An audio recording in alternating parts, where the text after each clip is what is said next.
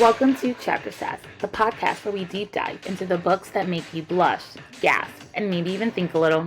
I'm your host, Season, and with every book, I'll be joined with a new co-host with their own hot take.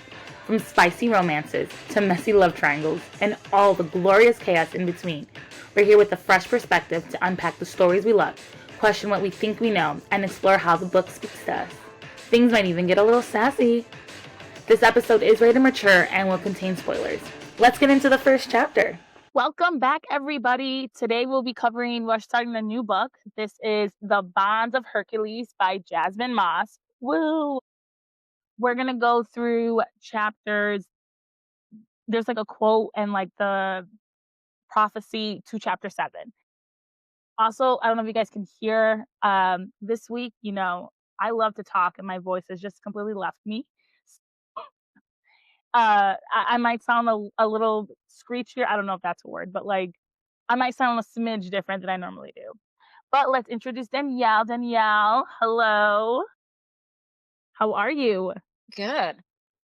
What are you drinking? Okay. Always water jug, And because I'm gonna need it. my decaf coffee with tons of oat milk in my Prince mug. Love it. And then I have the athletic non-alcoholic beer that I'm drinking out of my Ohamos cup. Oh, love it. I have some Prosecco since we are starting like a new book. I figured why not celebrate bubbles. Yes, it's in stemless because I have too much going on to have a stem anything right here. But yeah, cheers. All right, let's get into the first chapter. As a reminder, this will contain spoilers and is rated mature. Before we even start the book, we get some additional info just on the character. So there's a content warning. Please know your triggers, everyone. But there is like excessive violence in here. There's language, a brief allusion to sexual violence. Then we get a reminder of the 7 houses of Sparta. So the Olympian houses are the house of Zeus, the house of Hera, the house of Athena, the house of Hermes, the house of Poseidon, the house of Demeter, the house of Apollo, and the house of Dionysus. Then we have the Chthonic houses, which is the house of Ares, the house of Hades, the house of Artemis, the house of Aphrodite. And then we get an update lineage house, Chthonic house. And there's 2 things that are just kind of stand out the most. The first one is under the house of Artemis, we have Medusa. Her mother is Artemis and her father's a Gorgon. And instead of being imprisoned, she has now escaped. Then the next update to the houses are the house of Hades, because now we have Alexis, aka Hercules, and her parents are Hades and Persephone. La la la la. Then we get some updated male stats really quickly. We never got in Blood of Hercules, we never got Augustus or Charon's stats, so it's just nice to see their stats. So for Augustus, his name's Augustus. He's the heir to the house of Ares. His nickname is eldest Chthonic heir to the house of war, the diplomat. His lineage, father Ares, who is the leader of the house of Ares, mother Aphrodite, who is the leader of the house of Aphrodite. His house affiliation is Chthonic. Height 6 feet 6 inches, weight 255 pounds, birthday August 1st, 2067. Or power, mental compulsion, breaks minds, animal protector, a rabid raccoon. Power ranking, he is 85 out of 100. Patience, Assembly of Death member, he founded WS3L Weapons, net worth 6 billion. Then we get Charon. His name is Charon, heir to the house of Artemis, which is interesting because when we get later into the book about like what is considered heir and not heir, just very interesting. Heir to the house of Artemis. Nicknames: the hunter, the killer, psychopath, Hades' favorite shoulder, the ferryman. Lineage: his father, which is a Erebus, ancient dark creature. Mother, Artemis, house of Artemis. House affiliation is Chthonic, 6 feet 5 inches, so a whole 1 inch shorter than Augustus. Weight 665 pounds, 10 more pounds more than Augustus. Birthday February 1st, 2073. Is that a Capricorn? In your heart, he's a Capricorn. Yeah, look, also, I'm gonna make the argument that these chosen birthdays are arbitrary. They probably are. Some of these characters are Virgos, and I'm like, no, no, no, no. I don't want you. You no, no, arbitrary. It's touch, emotional manipulation, animal protectors, hellhounds. Our ranking 70 out of 100, so he's lower on the totem pole. Occupation, Assembly of Death member, founded WSDL Weapons, net worth 4 billion. So Alexis has now come into $10 billion worth of net. Well, this is just her husband's because she's also an heir. She's an heiress, so who knows what Persephone and Hades have? But she is now rolling in the dough. She does not need to worry at all about money. Do they have priests So in this society? that's a great question. I don't know, but they have their marriage bond, so I do think that is hard to like break because you're bonded internally. But that's a great question. I don't know. We now get Petros and Achilles, and we got Petros and Achilles stats in book one, but we do get some updated information, and so I actually pulled up everything from book one on this side. And so for Petro, his real name is Patroclus, nicknames Petro, son of sex, leader of the Crimson Duo, ideal man, Achilles handler. Lineage, mother Aphrodite, leader of House of Aphrodite, father human, Spartan. House affiliation is Sonic. He's 6 feet 4 inches, 240 pounds. Say August 23rd, 2078. Now, for before, when we had, they gave us petrol stats, they said power, mental, details unknown, power ranking, insignificant amount of data. Now we have power, touch, detect lies, power ranking 70 out of 100. And I think we have that because in the last book, they actually told us what his power was. Animal protector, Neiman and Jaguar, occupation, Assembly of Death member, founded WSBL Weapons, net worth 350 or 3.5 billion. Then we have Achilles, and we get additional information about Achilles. Name Achilles, nickname Son of War, the Killer, Beast of the Crimson Duel, lineage, Father Ares, House of Ares, Mother Human. Right House affiliation is Sonic, 6 feet 7 inches. Why? How all these men are over 6 feet? I don't like. Wow. 290 pounds. Birthday March 23rd, 2077. And before we just had power, voice torture ability, details unknown. Now we have voice torture ability, details still unknown, but um, he has power ranking 95 out of 100. And I'm just like, if his details are unknown, how is his power ranking 95 out of 100? Yeah, and I also don't understand, like, I mean, I get that they're giving us these stats, right? And it's the idea that it helps us understand, like, where they fall within some sort of sonic order or whatever. But like, where does this power ranking come from? Like, what creates it, right? So for me, when I think of power rankings, it's like video games, and you leveled up. Ooh, yes, love it. Is power ranking Um, your number of like titans you've killed? Is power ranking the force of your ability, right? Like, it, oh, where that comes from. interesting because we don't get too much more about it. I would say once we get into the books later, they have like the competition, the SGC competition.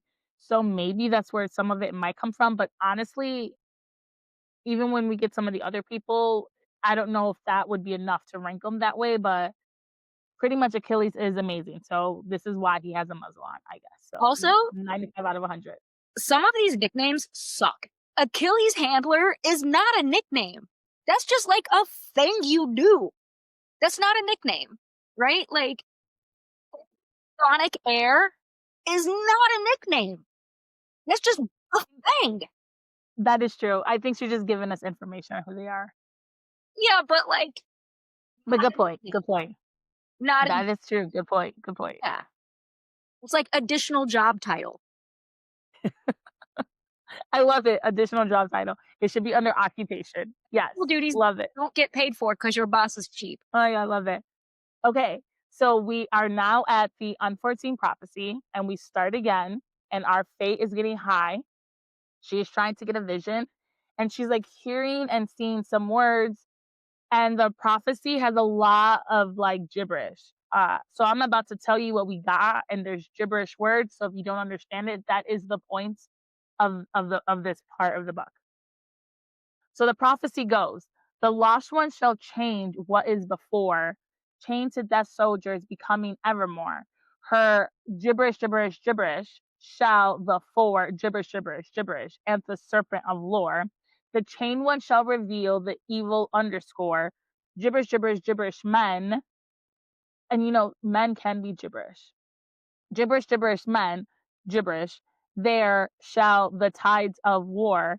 The monstrous one shall mend and restore, for the gibberish, gibberish hears his roar. So, you haven't reached the end. What do you think this means? Okay, clearly some of it is reference to Alexis, Mhm. right? And wedding and her now partnership with these two killers, whatever. Um, I am, Morally gray men, yeah, chained to these morally gray men. Yep. I'm interested in the serpent aspect of it because there's the obviousness of Nyx, right? And like maybe it's giving a clue that we're gonna better find out like what Nyx's role in all of this has been, other than just being like a protector or a guide for Alexis. There's also, as the reference goes on, I think some sort of allusion to Medusa and her ability to do real bad things to real bad men. Mhm. So I'm excited for that to maybe come up. But right, it's like there's pieces there where you can kind of make a Yes. guess of what's going on. Yeah, and I think that was the point of the author, like, telling us some of this because, like you said, the first part is definitely Alexis because she even used some of the same words, like Evermore or whatever, those were exact same words as Alexis would. Serpent of Lore, same, it's obviously some type of serpent, so we don't have many characters so far that are that.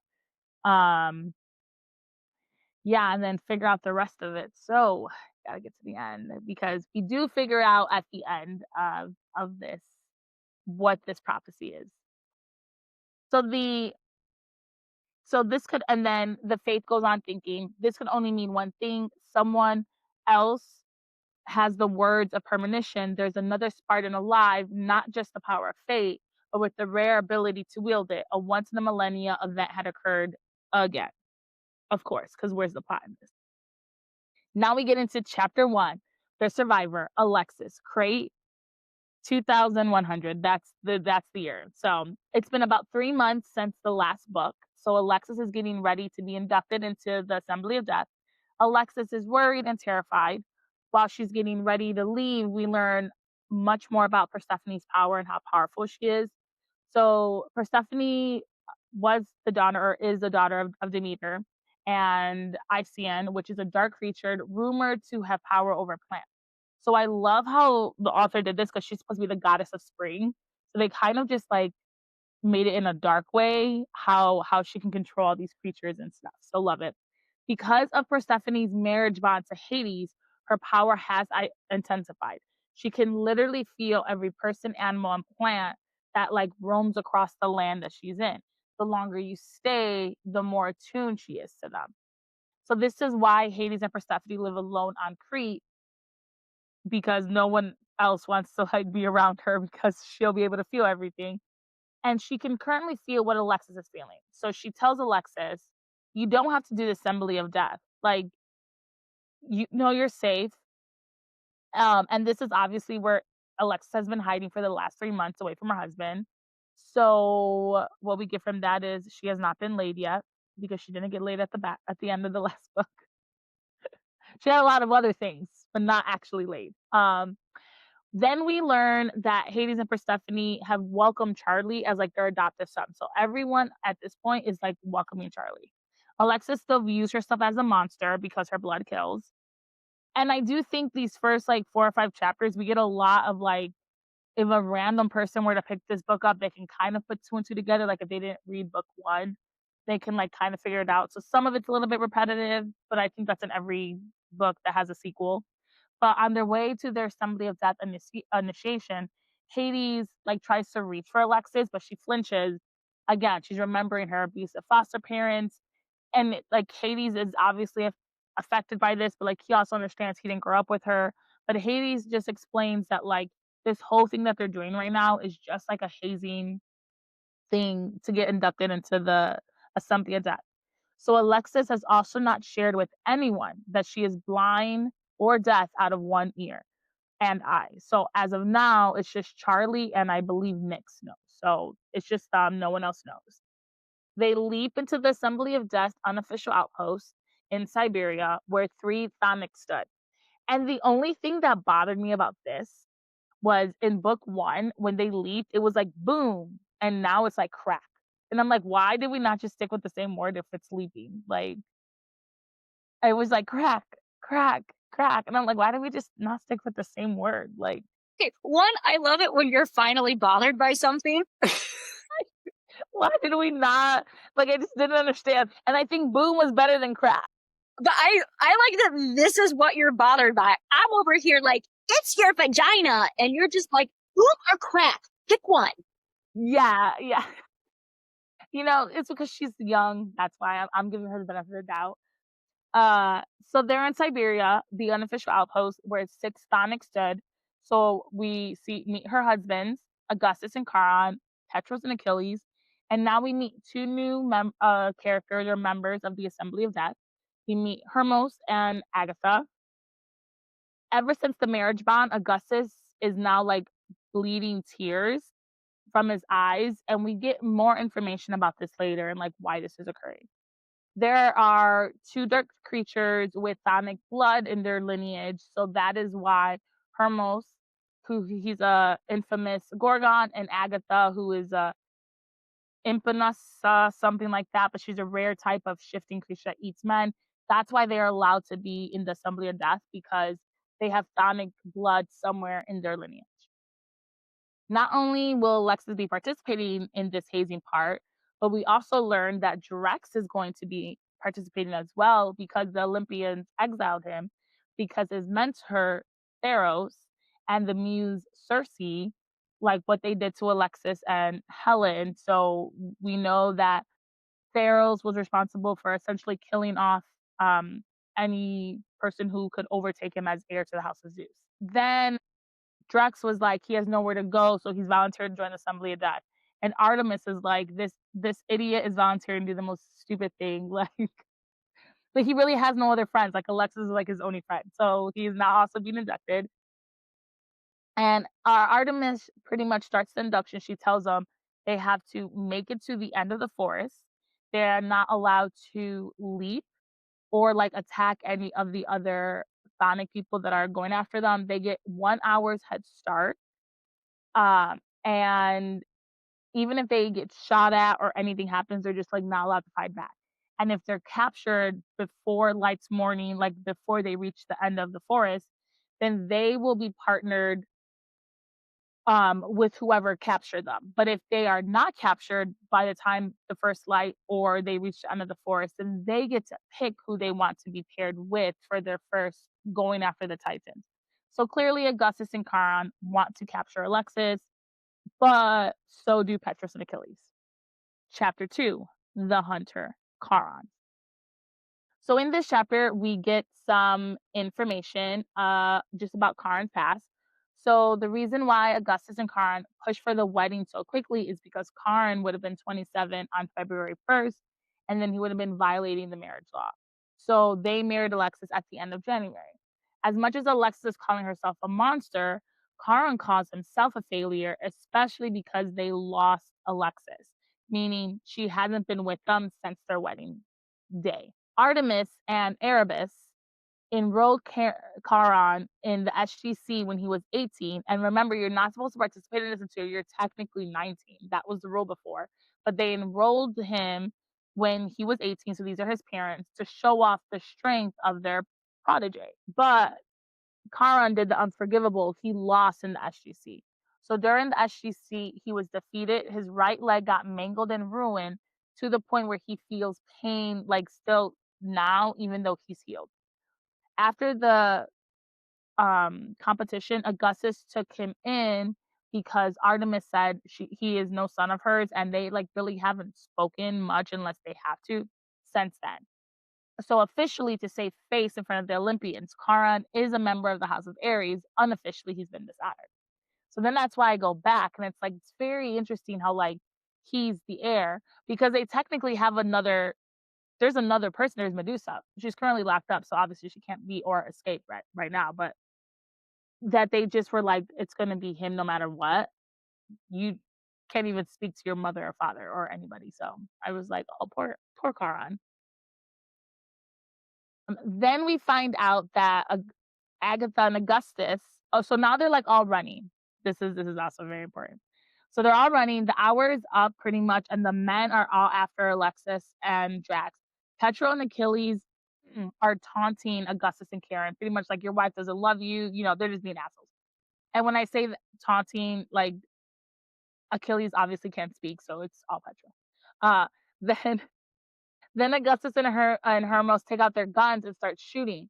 And the four men like look at them and like, what the fuck are you doing?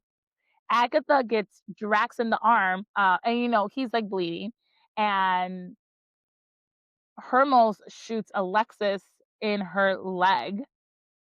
And so now they're both bleeding, and Augustus tells Charon to take care of Hermes, and like Charon goes and shoots him point blank. He's like, "Don't fucking touch my wife! You shot my wife."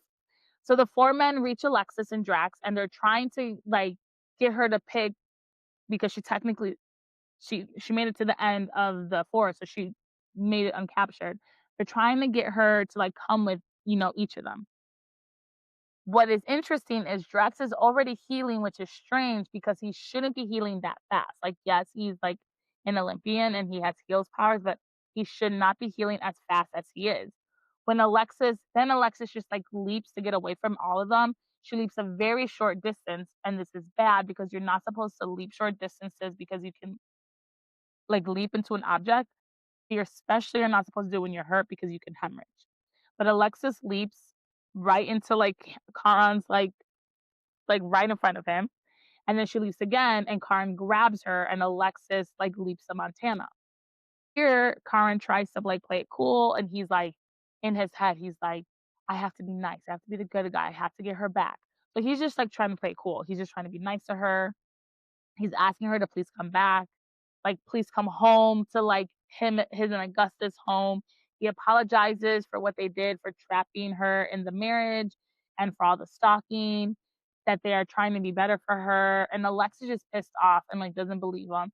And then she says, this will just be physical. And the chapter kind of glazes over this, but I do think it's important just to know that like the trainers of the house of Aphrodite were all Gorgons and they tortured Petro as a kid for fun. So he's just fucked up because of what happened. And like there's literally like two or three paragraphs about it, but like this like it is like it goes on and on in the book. So it just glazes over it, but it is important. Chapter 3, but I'll let you talk because I didn't let you talk after chapter 1. What are your thoughts? I think we're starting to learn, especially in these early chapters in the second book, more similarities between these men and Alexis, right? Mm, Think about like Conan's injuries, right? And she hints at them in the first book because she sees the scarring on his legs, right? mhm, And Alexis has a very similar thing with her hands and her wrists, right? Where because she had to injure them to free herself, they are scarred, right? Remember her covering the scars with mhm, eyes and how she would like feel phantom pains, right? So even though the characters aren't talking about it with each other, we're learning some of the similarities around them and like, how they were raised, how they were tortured, like how they function now. Um, so I liked this chapter because we learned more similarities between Karen and Alexis and maybe things that Karen is more likely to know and like, make endearing. Um, and Alexis just doesn't put the pieces together because she's our girl Alexis. she doesn't. Yep. Um, I found Karen's inner dialogue a little interesting, right? That he was like, Mhm. okay, I need to readjust my approach here. Like, yeah, we fucked up and we went about this the wrong way, but I'm aware of the fact that the way I initially wanna act towards you would frighten you, right? I'm aware of the fact that it's too aggressive. I'm aware of the fact that it doesn't express any care or concern, so I need to go about this in a different way. Mm. But one thing I realized okay, so the other night, I was talking to shout out to Bob, new listener. I was talking to him about Oh, I was talking to him about, like, how we recorded the last episode at the end of the book, and he was like, "Oh, how'd it go?" Like, the rest of the book, right? Because I had been talking with him about it. Um, and I was explaining to him that I was like, "I wish Alexis would just give in and be a good girl." And then I stopped and thought about it, and I realized that's not the dynamic. Alexis is a brat, and these men are brat tamers. love this approach. Go ahead. Go on. Because before right? And, like, yeah, they're using the terms like good girl and stuff like that, and so I'm like, "You suck at being a good girl. Call me, I'll explain to you how this works," you know? But, yeah, it was in that conversation with Bob that I was like, "Oh, wait, I had this all wrong." Right? Like, because when we read and, like, right, we're always gonna put stuff into our own realm or our own relation, and because they were using that language, that was easier for me. But it made so much more sense for me of, like, why Alexis acts the way that she does, and, like, why these men, like, all 4 of them, treat her in this way that's, like,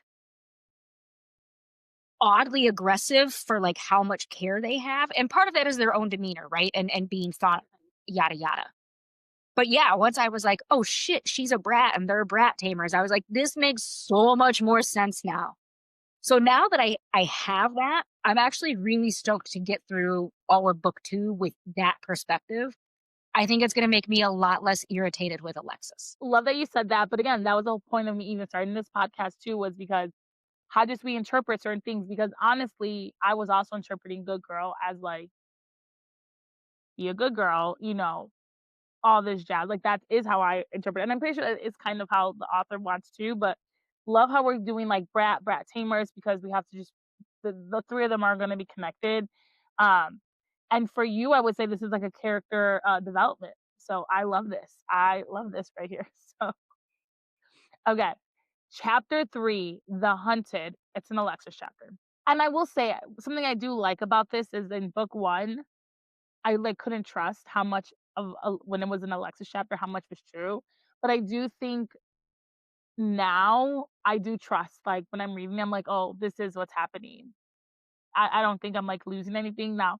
Is she, omitting stuff? Yeah, but, like, I no longer think she's an unreliable narrator at this Yeah, point. and I think part of that changes now because, like, she has awareness of her own shit, right? Whereas, like, the stuff in the first book that made her an unreliable narrator was her lack of awareness of even, like, her own self, right?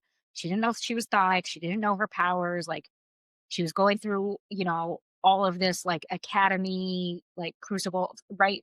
Like, she's to the nth degree of stress and whatnot. So now that she's through that and now that she has awareness of all of these things that didn't make sense to her before, I think that's what gives us the sense that she's a more reliable narrator is because we I was gonna say we watched her figure it out. We read her figuring it out, you know? Yeah. No, I like to watch her. I watched her in my head. It's however I pictured it in here, and that's what happened, so I can go with that. Okay, chapter 3, The Hunted Alexis. So Khan like lunges for Alexis and he will not release her. So Alexis pulls out the gun that Hades gave her and shoots Kara. Except she misses. She like missed by a lot. As Karen gives her advice on how to shoot him, she pulls out a taser that Stephanie gave her and tases him a lot. Like she is like super tasing him. And at some point she's like trying to shut it off and like Nyx is, like, also getting turned on somewhere in the middle of all this. So, while she is close to him, Alexis observes that Charon has layers of painful scar tissue. His chest is a mess with circular welts, and this is not usual for an immortal. But she instead of thinking, like, how ugly it is, she thinks he is so handsome. Like his body is telling the story, and she like absolutely loves that. So I think that was like a little romantic. So I did like that.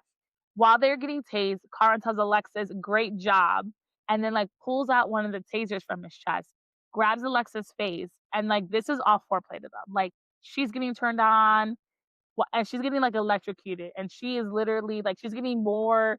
I don't even think they say butterflies in her core or anything. She's just like clenching and all. Like she is just getting turned on. Karan barely kisses her, and Augustus finds him, and he tells him, "Don't stop on like my behalf." So Karan kisses her, and Alexis kisses back, and like she's saying in her head she wants more, and the electricity is still flowing between them. So like they're literally like just electrocuting themselves. Augustus says stop, and Karan pulls away, but Alexis didn't want it to stop. Like she wants to be doing this with her husbands. Then Alexis thinks to herself, "Oh, I want Augustus' approval. Like how can I like get his approval?" So she is playing into this good girl set realm, I think that we have here. Augustus says that he will leap them all to safety since he's the only one not bleeding, because again, you're not supposed to leap when you're bleeding. He also needs to leave because Petro and Achilles are just like leaping everywhere looking for Alexis. And Alexis is just like, okay, fine, this is physical, and leaps. And she leaps into a cave where she hears women and like a woman screaming and then like men. End of the chapter. What are your thoughts? Because it wasn't like a spicy chapter, but they like set up the form. Yeah, I mean, I'm okay. I mean, sure, the taser is like the weapon that you have on hand, right? I'm kind of surprised though that that would have been an option for a weapon because when you go back to their wedding and like the vows and the way that their bond is exchanged, it's described as electricity, right? It's described as like this sort of thing. So when the taser came in and they were talking, and the book is talking about like the two of them getting turned on by it, I'm like, well, duh. Like that's what their marriage bond was like, Oh. you know? But I think this is also Alexis accepting it because she has not seen her husband since their wedding. Like this is like maybe she's like seen him, but she has like not interacted with them. Like this is her first time interacting since the wedding, since the altar incident. So It's her choice. 1000% her choice. Again, I don't necessarily blame her in this because she was tricked, but I do think if I said yes and I walked down the aisle, like I have to live this life and I'm immortal. So like let's make it a life that's worth living. You know what I mean? Like I don't think I would have like separated myself on a different like island. I think I would have just maybe took a different room in the house, but like, Yeah. whatever. Wait, this is kind of part of the idea of Karen being like, I have to do this differently, right? Is Alexis is now Mhm. putting these two men in a position where they need to go about this dynamic differently. Yes. Like, I'll be a brat and you can be brat tamers, but you can't do it with trickery. You can't do it with shenanigans. You Mhm. can't do it without like true genuine consent anymore. So she's whether she knows it or not, she's forcing them to change their approach. She is. She's training them to tame her in the way that she wants. Whether she knows she's doing it or not, whether she knows what she wants or not, she just knows Love the it. way that it was done before didn't work for her. So we ain't doing it like that no more. I love it because I agree. I agree. It didn't work. Let's try something new. And this is when I knew I had to pay attention to this, because Alexis leaps into a cave. She hears a woman scream and then men. So I was like, oh, we're alluding. We got that trigger warning. I was like, okay, so like we're alluding to something. And then it's like chapter 4, eldest heir, Augustus, 24 hours later. And I'm like, what? Wait. What happened in the cave? What happened to this? So I knew that this had to be a chapter that I had to pay attention to or just remember down the line, when I read this the first time. So, chapter 4, eldest heir, Augustus, 24 hours later, assembly of death, unofficial outpost, Siberia. So everyone is back at the outpost, and Augustus is trying to see Alexis. Hades is speaking to Ares and tells him, "I found her unconscious in a cave, like an alcove in the dungeon beneath our palace in Crete. She jumped from Montana to Greece while injured. She's lucky she's not in a coma." When Hades and Ares realize that Augustus is near, they quickly are like trying to kick him out. Hades gets also really defensive and like this is his daughter. And Augustus is already blaming himself. He's like, he's the eldest, he failed. And not only did he fail as the eldest, he also failed as her husband. So he's like really taking this to like heart. And Augustus can see that Hermos has like a thick cast over his face and neck. Alexis is bandaged from like head to toe, but her face is like bruised, like someone beat her up, even though no one did. It's just very bruised from all like the leaping she did. And he thinks to himself, no woman should ever be so heavily bandaged, and certainly not my woman. She should always be guarded, coddled, pampered. Your wife is injured under your fucking watch. You're a Kronos damn disgrace as a man. So he's really internalizing this like very negatively. The doctor says she will go get some like new medical paste that they have to help, and she's wearing a white coat with the ancient Spartan symbol of the healing rod. And I'm probably gonna say this wrong, but we're gonna go with me. The Asclepius. It's just like it's a symbol.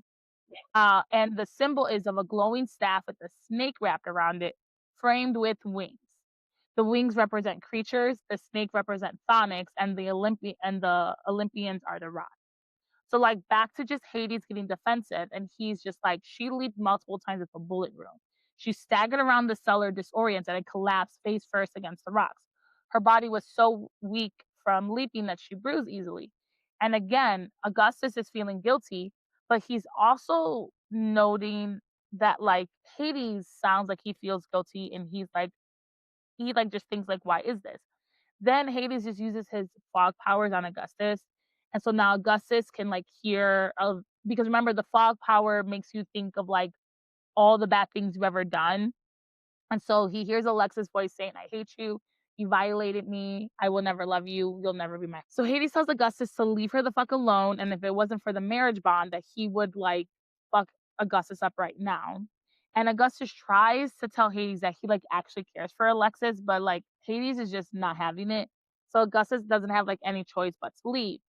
And ever since the marriage bond, his migraines that Augustus had that like he normally gets from his strength of his sonic abilities have been much sharper now. Blood drips from his eyes whenever he uses his powers or feels very strong emotions. So pretty much pain and blood is like all he's feeling. So he was bleeding when he first saw Alexis. I don't know if he was using his powers. They didn't say his eyes were red, but he had to have been feeling something for her, I would assume, if there were bloody eyes when he first saw his wife after like 3 months. As he leaves, he can barely see because he's in so much pain. The emotions, like he has like strong emotions for Alexis, like he really truly does care for her. And he's trying to walk to the rec room to like give the news to about Alexis to like everybody else, but he is like struggling to walk. And let me just tell you, I absolutely love this little raccoon now. Like Poco like sticks out his hand, and Augustus is thinking like he wants a cookie. And then like Augustus like, I don't have a cookie. And like Poco's like, no, give me your hand, and he doesn't get it. But what he really wanted was to try to help him walk because he realized he couldn't walk. I was just like, oh, how cute. Raccoons are fierce, loyal, intelligent creatures. And this was Augustus' first true companion because he grew up in the house of Ares. He grew up almost, I guess, abused as well. And we'll get into that a little bit later. When and so Polka was like the best thing for Augustus. And so one of the reasons why Augustus keeps his hair so long is because Poco loves it. They like had a time where like he was bald and like the animal was sad. So like in part one and part two, like the raccoon is always like eating his hair, like he did it for him. So I was like, oh, so like I don't know. I absolutely love that. I love this little raccoon. And you'll love him later. Like when he gets later, you'll love him even later. If this is ever a movie, I cannot wait to see this little it's gonna be like a computer generated whatever raccoon, but I cannot wait for this little raccoon. All of a sudden, like sirens are going off and they hear emergency. He does make it to like the room where everybody's like all the other people are at and asks did he see like Alexis, and Karen says or Augusta says no. And now Karen is also very worried about her. Meanwhile, Petro is continuing his taunting and is like they're bad for her, all they do is hurt her. And then Agatha is like, "Okay, forget Alexis, what about Hormuz?" And she's pissed to learn that he's in a coma because, like, they were doing what the whole point of this is, and she was like, "He's in a coma because of you." And Karen's like, "He's not gonna be alive. He shot my wife." Like, there's, like, any reason. So Karen asks again if Alexis is okay. Gus says no. And then Petro's like, "Of course." Again, the whole point of this is that Petro just is taunting them repeatedly. And so now Karen and Petro like start to wrestle, and then out of nowhere Achilles appears with the scroll, and like Petro and Karen have to like get away from each other because they know Achilles will have a negative reaction to this. So then Petro reads the scroll, and Augustus tells Achilles to like stay away from Alexis. And Achilles is Augustus' half brother. They both grew up in the house of Ares. And Augustus thinks to himself, like, you were family, but like if you're going after Alexis, you're no longer family. And then Petro lets everyone know because he's reading the scroll, which is like their newspaper, that Medusa has escaped from the underworld. She's murdered two Olympians, two immortals. The Manhunt has mobilized to like get Medusa, and she must be coming after the Thonics because we're the reasons why they locked her up. Petro calls Medusa snake scum. And the reason why I'm saying this is because it's just like sprinkled throughout the book. They don't really get into it unless it's like a Petrol chapter.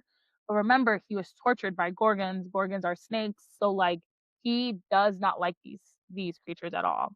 And Augustus lets everyone know they don't fear her because she's part Gorgon. They fear her because of her recessive traits. And recessive traits can be expressed when Spartans breed with creatures. There are strong creatures in the Artemis line. Medusa wasn't born with chthonic powers, she was born a Gorgon, born with the power of fate. This is the real reason why they fear her. And then Petro's like, she's a fucking monster, snake scum. The power of fate shouldn't, like, she shouldn't have the power of fate. But we go back to our unforeseen prophecy and the fate saying someone else is on the loose who has this power and ability. So now we know part of this prophecy has to do with Medusa, right? Like it tells us unofficially. So I'm gonna go with she is the serpent of lore that they were talking about during all this. Yeah. The scroll also, and then this is also thrown in here, but it is important a little later. The scroll also mentions that there's this doctor who successfully stitched a human body part like onto a Spartan. And Spartans regenerate soft tissue like brains, eyes, and organs. They can regenerate soft tissue. They cannot regrow missing like hard tissue, so bones, cartilage, that type of stuff. If a bone is badly fractured, it can heal because most of the pieces are intact, but again, it won't heal fully. So we go back to Karn's leg. So like his leg got really messed up. So again, they can't grow these punches, but their bodies will accept it from anybody else. This whole time, Drax is in a corner. He doesn't know what to do. He's like, everyone's gonna. He's like, I'm gonna die. Someone's gonna kill me. But what? But he's just in his own little corner. Hours later, Artemis walks in with Alexis and asks, "Who does she want to pick for her first like mission with the Titans?" She cannot pick Hermos or Agatha because Drax already picked them. Right now, they're the lesser of the two evils that I have to deal with, so she picks her mentors. And since Medusa is on the loose, Artemis says everyone has to stay at Augustus's villa until she's captured. So we get to the end of the chapter, but again, I said I was going to talk back to this because the chapter kind of glazes over this, but I do think it's important. So let's just talk about the House of Ares, which Augustus and Achilles like grew up in. Every member of the House of Ares has a facial scar because Ares demands it. Ares has a jagged scar across his mouth. Augustus has one on his cheek that Augustus says Ares gave him. Now we know these men were tortured growing up. As of right now, we don't know where Achilles is because he has a muzzle, but his muzzle covers like his whole face. So we can't see it, but we have to assume that Achilles also has a facial scar somewhere on his face. Now I will say end of the chapter. What are your thoughts? I mean, this chapter is a lot. It was so much. It's a longer chapter and there's a ton of info thrown at you in it, so it is sort of like, "Okay, wait a minute, like, what's going on here?" I do appreciate how much more we learn about Augustus, right? And, like, how he bonded with, Poco and that relationship. Um, this is again a chapter where, the background story of that, we can kind of see how that mirrors some of Alexis's story. So, I appreciate that we get that from Karen, right before this, and then Mhm, now we're starting to get it from Augustus. Um, and not that I'm particularly in the business of understanding men's emotions for them, but, I think this chapter is really honing in on the fact that, like, these are men who exist in a realm that they're, like, still kind of trying to figure out, right? Like, Hades has more experience. He's got it figured out a little bit more, right? So he's coming at this with like, I'm protecting my daughter because, 1, she's my daughter, and 2, he already lost the ability to protect her once, right? So, as much as Augustus is walking around and being like, "I'm a failure," you've got to think that Hades at some point is being like, "I'm not gonna be a failure a second time," yes. right? And you, Augustus, are in the way of me doing that, so you gotta go, I'm not gonna fail her a second time. And to me, it's interesting, like, when Augustus talks about the ways in which he has failed Alexis, they are in the physical realm. She Mm, shouldn't be bruised like this. She shouldn't be bandaged like this. She shouldn't look like this. And when Karen talks about the ways in which he's failed Alexis, it's, we made her feel unsafe. We tricked her. She doesn't trust us. So I like that it's becoming even more clear than it already was, that one of them is the emotional realm and the other one is the physical realm. And it makes a lot of that stuff from the first book make even more sense. Where in the first book they were like, "Oh yeah, we fuck people together because then they don't fall in love with one of us," or whatever it is. And it's like, no, you fuck people together because on your own you're an incomplete human being, right? yeah. I mean, they're not No, like that, 'cause they're like 2 sides of a coin. They really are. They're, like, literally 2 sides of a coin. yes.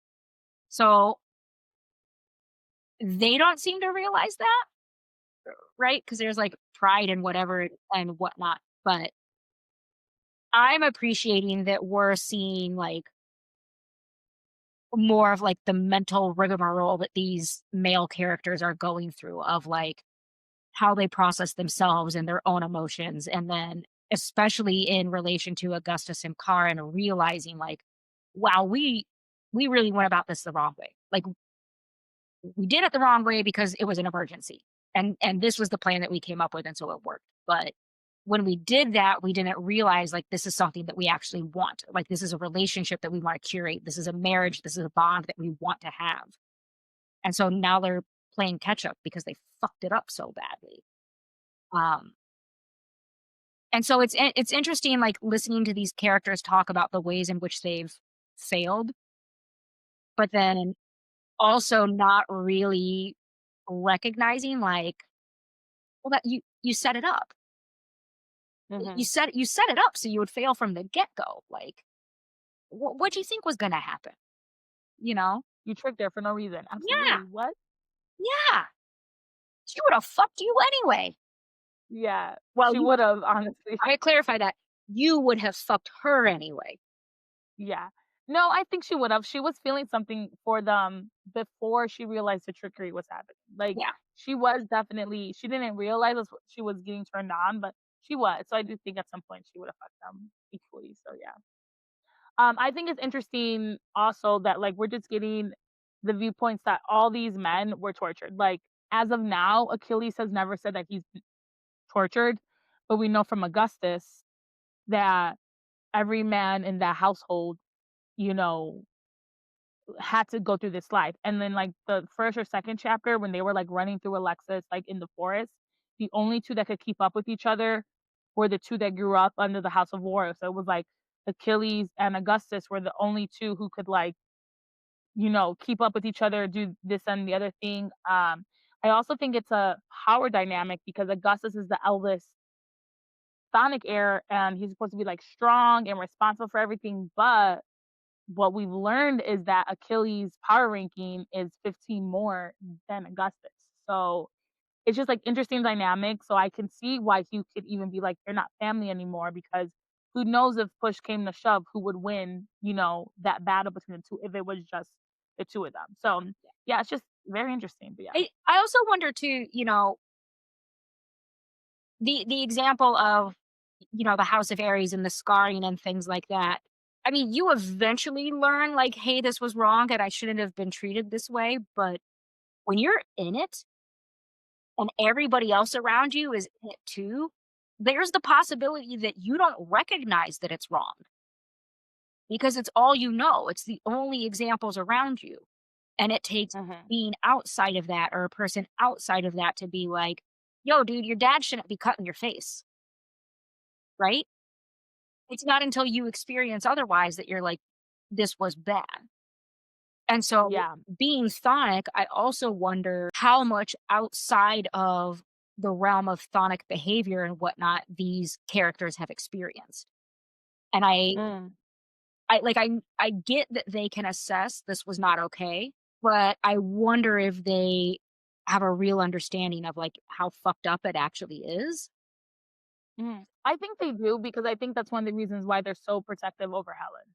Yeah. They don't want Helen to have to go through any of this. Yeah. But yeah, I wonder the examples that they've had outside of those realms that have Mhm. led them to, "Oh, Ooh, I was tortured," right? Because none of them are saying, "I was tortured." yeah. They're all explaining what happened very matter of factly, and they're not getting to the point of it. This, and this. Well, Petro admits that he was tortured by the Gorgon. So that's what I'm saying, like, all of the men the only one who hasn't, I guess, kind of admitted is Achilles, but he literally can't talk, so Petro is tortured by people outside of his family, right? Like, I mean, that is true, yeah. right? So it's a little bit of a, yeah. There's an interesting dynamic that's happening there as these men are explaining these things, and I'm like, "Baby, I love it. go to therapy." They all need therapy, I including know. Alexis. Yeah. I know. Okay. Chapter 5, Prisoner of War, Alexis. So they all go back because they have to all stay in Augustus's villa, which I guess is also Alexis' villa slash Karen's villa because 'cause they're all married. But anyways, they're at Augustus' villa. They all have to stay there. So they're back at Lake Como, aka the place where she got married and devoured sexually and enjoyed it from Augustus and Charon. Augustus like is missing and then all of a sudden he cracks in instead of booms in and he brings Charlie and he like literally says, "My Carouse, like I brought him for you." So it's even interesting because or not interesting, but like we're seeing another side of Augustus because he feels like a failure and he's like, she loves her little brother. He's not going to stay with Hades or Persephone. Let me bring him to her. And he had to step in the place the second he leaped in. Persephone would have known, like, it's not like he could sneak in and take him. So I thought that was a cute little gesture that he did. So what we learned some more interesting stuff about this. Charlie will join Helen in her studies because Persephone says he is turning 18 in April, which is barely a year difference than Helen. And Persephone says that it'll just be very good for Helen to have a classmate until they turn 19. Persephone lied because Charlie will be 19 in April, not 18. Helen asks if Charlie and Alexis can sleep in her room because she's still recovering from like getting kidnapped and she's just like still scared. And Drax just follows because he's like, I'm not being anywhere alone with you guys. Like, absolutely not. Like, no. So we go into Helen's room and her room is as girly as it can get. It's like pink, bedazzled, everything, the complete opposite of the rest of the house. And then Alexis is like, remember, she's 20 now. And she's like, oh, I get my first sleepover. And it's just like when you think of like everything she's been through even as a kid, it's like, oh, she's never even had a sleepover. So it's just like, ugh. So when they try to go to sleep, Alexis just tries to think, I need to go back to Crete and I need to check on her, but her mind is just being mumbled and she doesn't know what's going on. Helen sleeps with a bedazzled gun, pink gun under her pillow and has an arsenal of weapons above her, like on her headboard, mounted, and everything is bedazzled. So she's completely make everything bedazzled. And so now Alexis is like leaves the room, but she's like having a little bit of deja vu because she feels like she's hears women screaming. So she like and in pain. So she like walks around until she like can figure out where it's coming from, and she finds someone. She does find a woman in pain, and it's Cersei, the muse that helped Theros. She also says that there was another person like making noise and moving, but we never know who it is. And the reason why I'm bringing that up is because in the first book, when they brought that doctor that like pulled down Alexis Toga, Karin like shot another prisoner, but we didn't know who he was, and he regenerated. Right? It couldn't have been Theros. Like I don't know who this prisoner is, but they keep mentioning there's like this other person in there that they're like torturing or whatnot, and we don't know. And it ends, and we do not know who this other person is. Like we don't. So I don't know if that's going to be the later book, but we'll see. Anyways, she is the muse that helped Theros, and she also went missing after Theros went missing. Cersei asks Alexis to please help her, like she's trying to get out, and so Alexis asks, "Did you help Theros kill those children?" And then it's just like next paragraph, like we don't get an answer or anything. And then all we get is Alexis and Helen almost make it back to the bedroom with Cersei. Helen had woken up during this interaction, and then Augustus and Karn are there questioning Alexis because the security perimeter says that two Spartans leaped into the villa. And Helen is insisting it's wrong, and Augustus is like, it's not safe to be with Cersei, but Alexis and Helen are vouching for her, and they're saying that Cersei says she didn't help Theros. Karen asks, like, why is Alexis bleeding? Because she's bleeding. And she just says it's from the nightmares. I hurt myself. Like she was just like hurting herself when she was sleeping. The men still not the men still do not believe that like Cersei is innocent. And then Patro walks in. And Patro is definitely against Cersei. He does not like her at all. But he like doesn't believe she's innocent. And so Helen says to Patro, you can ask Cersei one question. And that's it. And you can just help that if she asks, you can't ask anything else. And Patro asks, like, have you assisted Theros in any way? And Cersei says no. And Petro says this is true, but that doesn't mean she's still not lying. But everyone was like, you agreed. If she answered it and it was true, she could go. And this whole time, Alexis is thinking, ooh, Helen is good. And that's all we get. And so then it's agreed that Cersei will stay in Helen's adjoining room. Like she has like an adjoining room to her room. Meanwhile, Patros and Achilles like sign to each other, and Charlie and Alexis just agreed that they would still not let anyone know that they can sign, but like they understand what's happening. And Achilles like looks back and forth between them and out from between Electress and Patro and is like, "You promised her like if you want to her to trust us, like you need to let her do this. Like even if you think that like you should go after Cersei, like you need to let her make her own decision." So then they get Cersei to bed, and Cersei just says, she remembers recent events, but like from the years before is a blur. And she remembers Zeus has something to do about it. And, they put her to bed, and then Helen and Alexis get back into bed, and Helen says, you don't want to mess with Zeus. And Helen goes, there's a reason why the Great War was so fatal for Olympian and Sonics. Have you ever wondered why no one talks about it? 3 words: mutually assured destruction. So then I'm gonna say that's the end of the chapter. But again, what was agreed on that the Sonics are the ones who have to go out and risk their lives. The Olympians are on their high horse. They don't have to do anything. And again, they're immortal. So like they could equally go after Titans and it not be a problem. Like what was agreed. End of chapter. Do you have anything to say about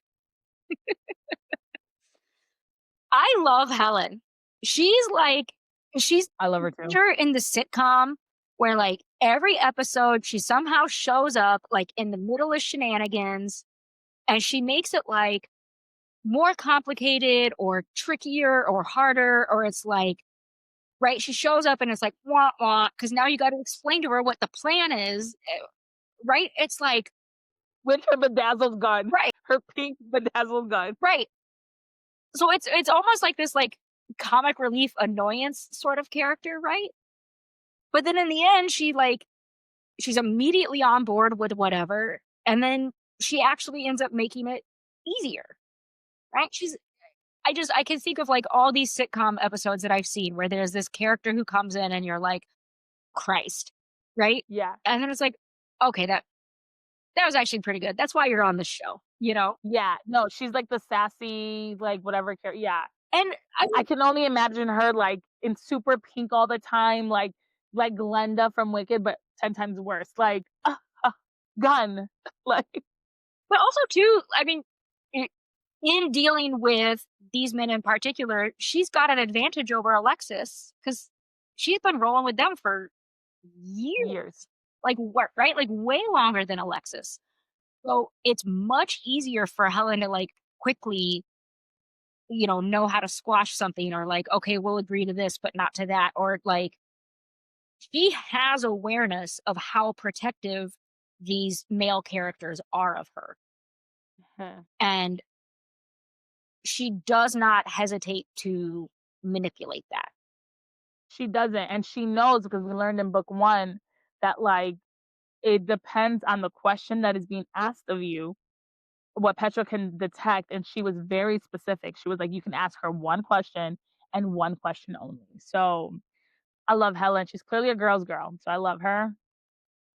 She may not know everything, and she might be innocent and, like, little, but I'm here for her. I would love to know her power. We don't ever figure out in this book, so Yeah, and I'm very sad. she's just hinted that, like, whatever it is, it has the ability to be devastating. Yeah, so, well, I wonder, and I think I said this last time, because in original Greek mythology, she was the face that launched 1,000 ships. She was the reason for the war, so I'm wondering if she has some form of, like, lust or something power maybe that can, like, make men like the other Assembly of Death member, she can, like, eat men. Like, maybe, like, she you look at her, and if she's using her powers, and, like, you can, like, fall in love with her or something. I don't know, but, like, I'm just trying to play with what we know of Helen in traditional Greek mythology, but yeah, would love to know her power. Right, chapter 6, guns and other foreplay. Who thought you would put those 2 words in a sentence? Here we go. So Helen wakes up screaming and she is saying she can't do this. What are they going to do with Cersei? What they have they done? And Alexa says, technically I did it. Everything's going to be fine, Helen. We just have to get through this. And I love this. And then Alexis makes this statement in her head, and I absolutely love it because I can say I have probably done this so many times. And the line is, nothing in life is more powerful than 2 women affirming each other and affirming each other's horrible life choices. So, I feel like I have definitely done that on many occasions. I've had friends affirm probably bad decisions that I shouldn't have done on many occasions. I absolutely loved it. Anyways, there's a knock on the door and it's Drax, and he's like, "We're about to be late for the Titan training," so they, like, run, and they enter, like, this bunker area, and it looks like a forest. 5 figures emerge from the trees, Agatha and the men, because Hermos is still recovering. At the end of the line is Petrol just, like, holding Achilles, and he winks at Alexis, and Alexis is like, "Is there something in Petrol's eye?" Like, she is not getting that they're, like, flirting with her. She's just, like, not picking up what they're putting down at all. No animal protectors are allowed to participate, and so Nick says, "I'll watch the horse." So again, Fluffy Jr., what can you be possibly? And there are rules, they're very simple rules. Alexis and Drex just need to shoot at the 5 other people that are there. That's it. Those are the rules. The 5 won't, like, attack them back and, like, stop them. And they're just using this as a baseline to see where Alexis and Drex are, because now they're gonna start training to fight Titans. So they just need to know, like, can you shoot? Can you do this? And then the simulation starts. And of course, all the men take turns going after, and I'm putting that in quotes, take turns like going after Alexis.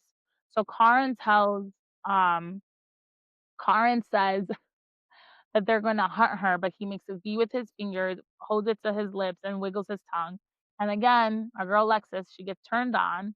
And Alexis is just doing, then next, that's all he does. They get into a little argument. Next person comes in. So then Alexis is doing terrible. Petrol is like, "You're not even trying, like, to even, like, fight us." And so then he says, "Now that you've chosen us, as your partners, we should probably get to know each other. And then like Alexis is like, no, it's fine. And he just like yells, like, grow up, Alexis. There's a lot at stake. Stop pretending you don't feel it too. Then, he leaves Achilles come. Achilles can't talk, so he can only, do so much stuff. So Achilles goes after her, and this section is just like on fast because he can't talk. Then Augustus like is like coming around and he's like asking, like, do you need water? How are you feeling? Like, are you okay? He leaves. Then Karen is back and he tells her she has 3 seconds to defend herself against him.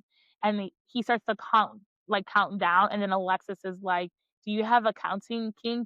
And then she's like, "Oh wait, do I have a counting king? Because I'm completely turned on." But then Alexis, as Karen's going 3-2, Alexis says 1, and then Karen like chokes her, but playful choke. And he uses his power so she can feel what he's feeling, and he is feeling mine. She's mine. Need to claim her, control her, possess her, own her, destroy her, taste her cunt, tie her to me, protect her, punish her. Need to watch her submit to Augustus, devour her. That's like so like she's just getting a lot during this time. Karen lets go and tells her she needs to take this seriously because he's worried about her life. Like they are gonna go up against Titan. And Alexis says, again, this is just physical. And Karen says that she's wrong. If it was just physical, he would have fucked her and discarded her like the other dozens of women that he's been with. And I'm sorry, not Augustus. Alexis gets jealous and she shoots, misses him misses him a lot, but she does at least attempt to shoot at him. After the training is done, we find out that Drax was able to like graze one of them, but Alexis didn't terrible and didn't hit anybody. So Drax and Agatha like go to the showers, and the showers are a very important thing, but they like go to the showers, and the other four men talk about Alexis' performance. Augustus like starts yelling at Patro, saying like um or Augustus starts yelling, then Pastor starts yelling, like, "Don't yell at our mentee. We'll deal with her performance. She picked us." Augustus like asks, like, "Why is her aim off so off? Like, is there anything that you need to tell us?"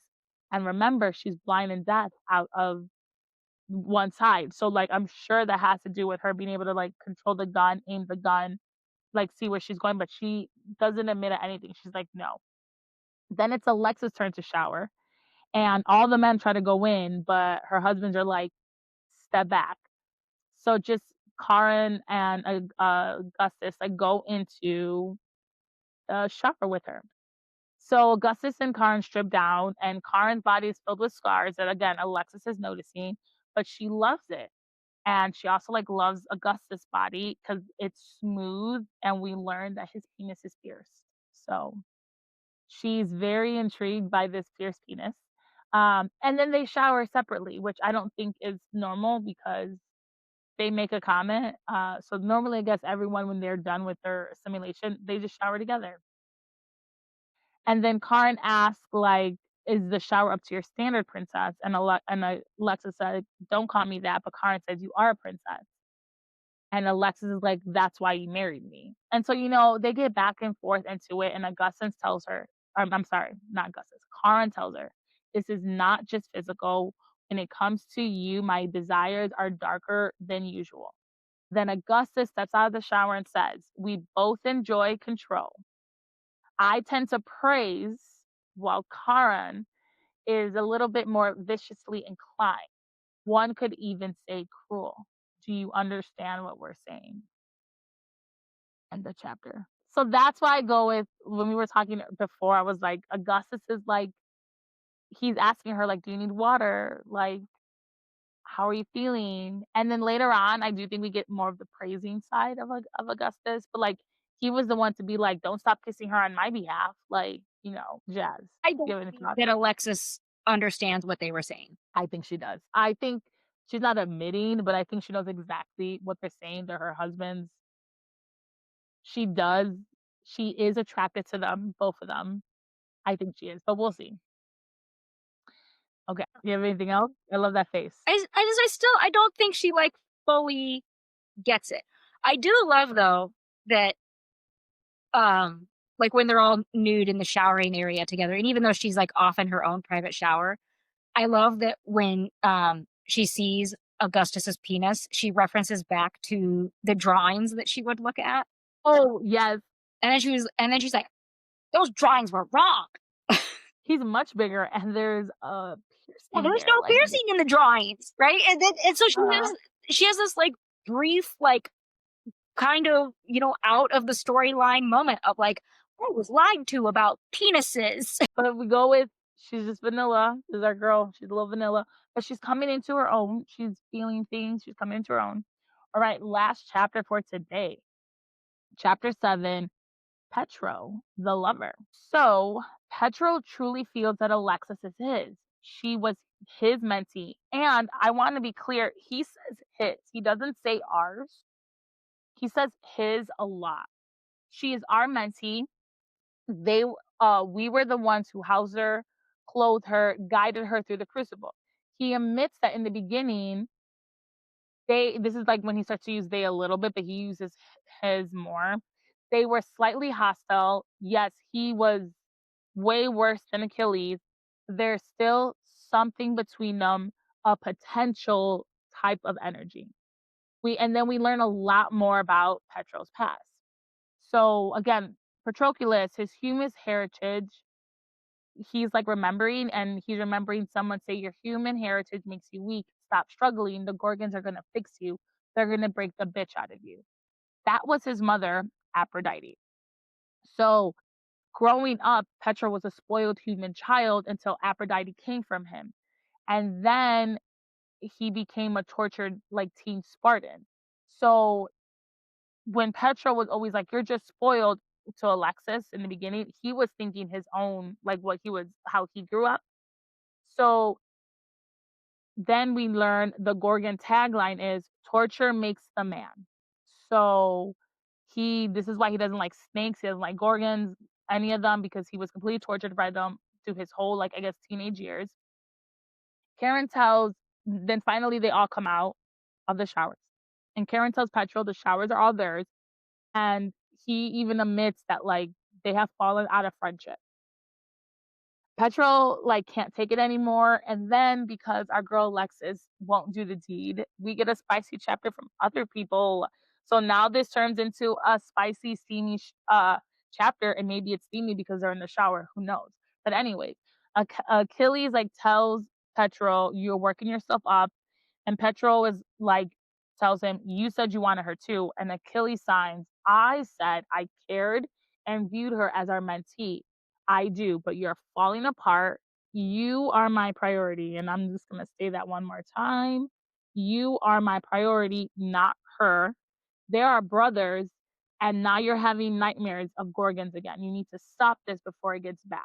So Achilles wants it all to go back to normal, right? He wants the love that he had for Augustus and Charon. Now it's all weird between them. They start like pushing each other, and because they're phonics, they get hard. Um, so Achilles pushes Petro like to the wall, and he jerks him off. Then he flips him over, and like I guess he like finger fucks him and then fucks him.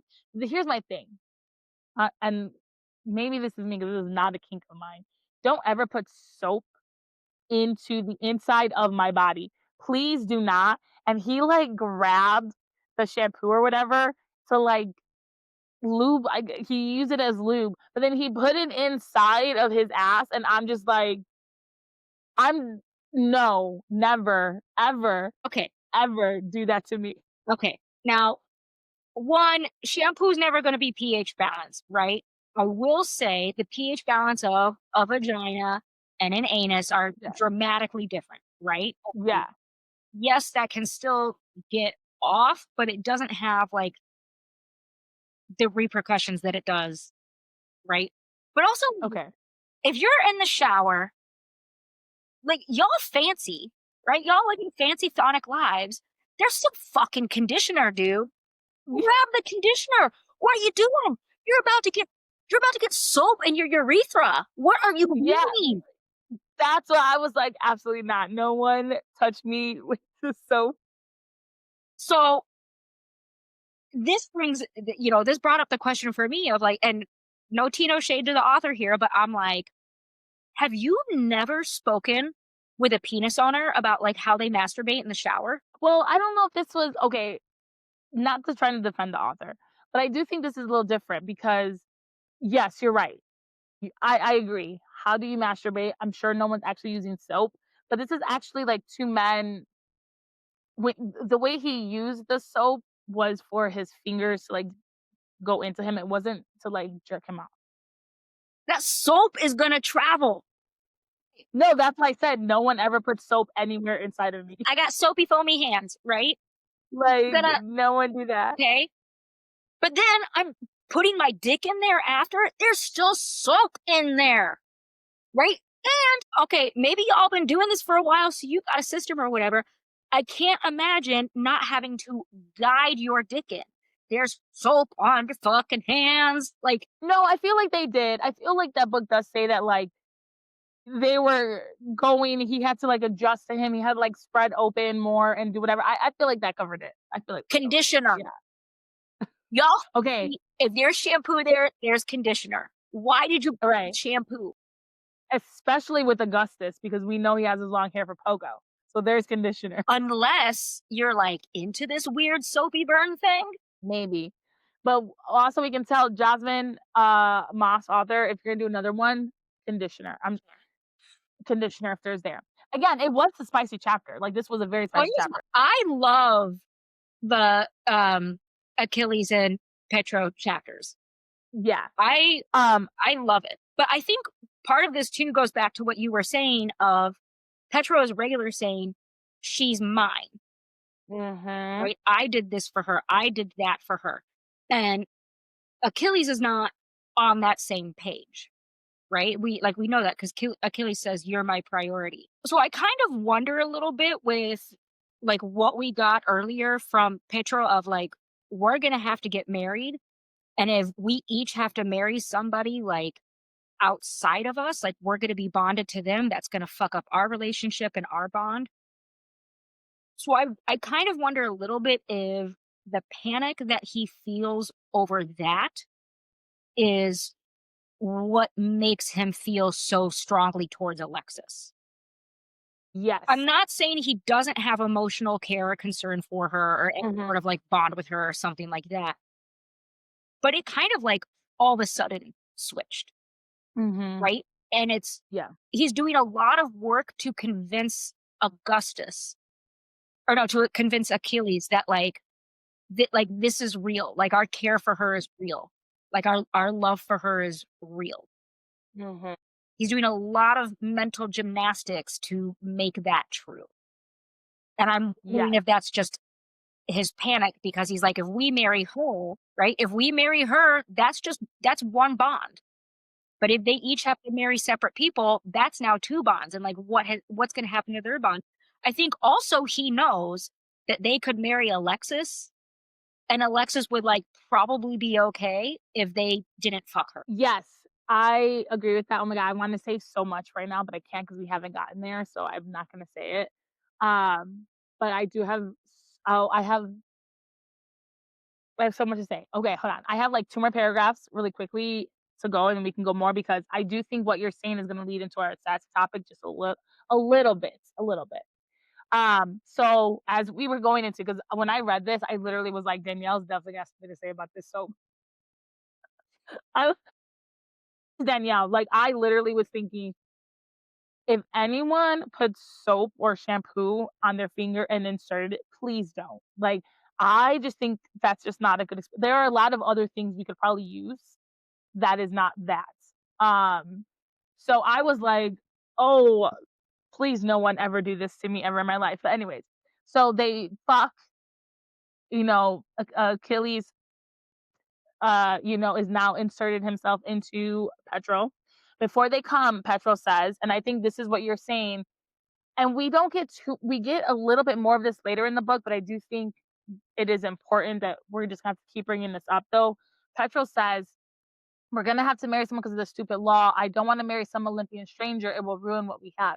She respects our love for what we have. Any other person would want Achilles for themselves. They would take him away from me. He's the only family I have left. He's all I had.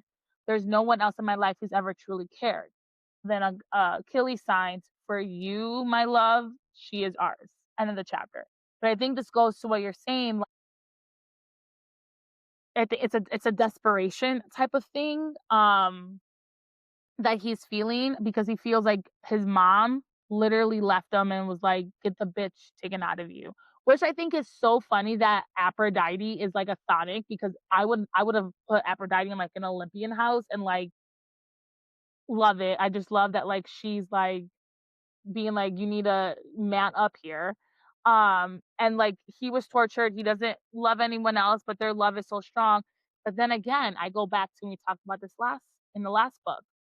Achilles is the son of war. He's the son of Aphrodite, like beautiful, and like in his head, he's like, everyone's just gonna want Achilles. And I'm like, no, it's a threesome, right? Like I would want both of y'all, not just one, not the other. But yeah, so we'll see. What I have to say is get to like here, like right here ish. Um, and then so this book, and I'm not giving too much away. It ends kind of like book one did. Like book one like ended. Did we want a book two? Yeah. If we didn't get a book two, would have it ruined it? No, because like it pretty much like tied up all the ends, but it just like kind of left us with wanting more. This one does the same. It like ties up all the ends, it leaves you from wanting more. The author has not said that there's gonna be a third book. Um, I do think there will be a third book. I think there'll be like 5. I think the author's gonna do like up to 5 books potentially, but I do think the main character is gonna change. I don't know if Alexis will be necessarily the main character, if that makes sense, after we get through all of this. So, or I could be wrong. I don't know because Alexis will be throughout the whole. She's gonna always be in it, so I could be wrong. But anyways, our sassy question, and this kind of goes into what we were talking about before. You hit upon it like 3 chapters earlier. How important is it to know one's past and like talk about it to like understand who they are and like their belief system? Because up until now, we book 1, we never got a Karen, Augustus, a petrol chapter, nothing, where it made the guy seem any type of vulnerable at all. Like this is the first time we're seeing it.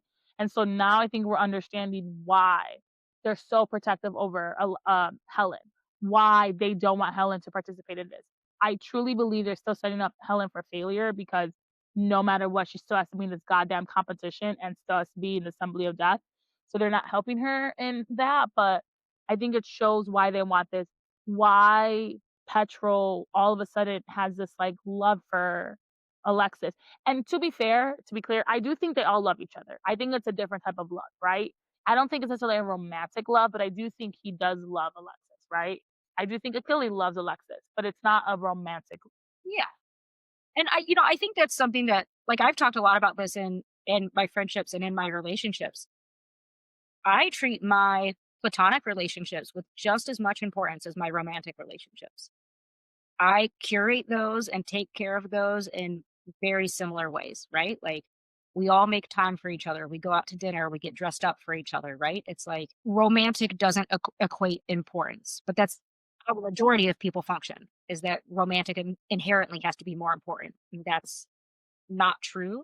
And I think that's also part of what helps Petro like get confused and have this like urgency and whatnot. I don't know that it's totally necessary, and I'm gonna try to answer this solely in the realm of the book, not in real. Okay. Okay. Okay. I'm gonna make the suggestion that while, yes, Alexis having understanding of these men's past would maybe, like, endear them to her a little bit, right? Or give them a sense of vulnerability and, vice versa. Like, there's already vulnerability that they feel towards her simply because of being female and romantic and whatnot. Don't think that it's necessary in the realm of this book. I don't think what it's necessary. What I'm more interested is